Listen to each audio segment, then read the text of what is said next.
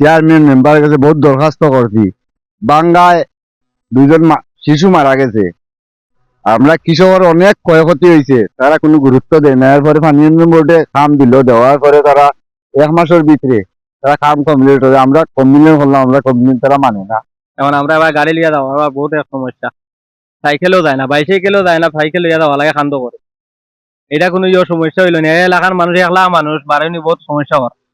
এলাকার মানুষ বহুত কষ্ট হয়ে আওয়া যাওয়া করে। আমরা বহুত কষ্ট হয়ে আছি। আর এই রাস্তাটা বিগত দিন 1 মাস আগে নালকর আনি হয়েছে, ওখানে আবার এটাকে ছুটিয়া আমরা এখন কিভাবে রাস্তা মুখে যাইমু আইমু, আমরা এখন কোনো একাইও নাই। আমিও তো রুগী মানুষ বাড়াইতে পারতাম না, এখন আটিয়া ডাক্তারও যাইতে আছি। কোনো ডেলিভারি রুগী, আমরা অসুস্থ রুগী রাস্তা পাই লই আমরা তাড়াতাড়ি বাড়াইতাম পারি না। এই রাস্তা 2বার বান্ধ হইছে, খালি ছাড়িয়া ভরি যায়। কিন্তু এই কাজটা এই পর্যন্ত 2বার কাজ হয়েছে, কিন্তু কোনো সঠিক কাজ হয় নাই। সরকারি ভাবে টেকা ঠিকও সরকারে দেয়, কিন্তু কাজটা সঠিক হল না।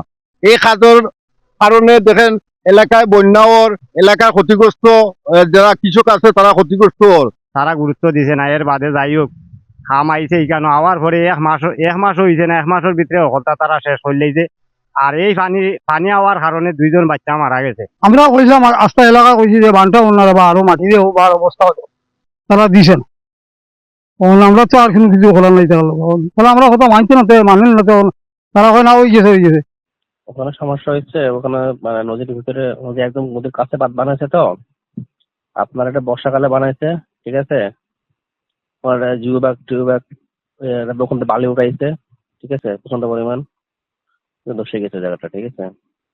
আমরা এখন ওখানে যে জমির মালিক, তারা আমরা নতুন একটু দূর দিয়ে বাদ দেওয়া লাগবে আরেকটা জায়গা, অভাব, জায়গা পাইতেছি না আমরা এখন। ওই লোক যে জমির মালিক সে জায়গা দিতে চাচ্ছে না, নির্মাণের কাজ হয় নাই।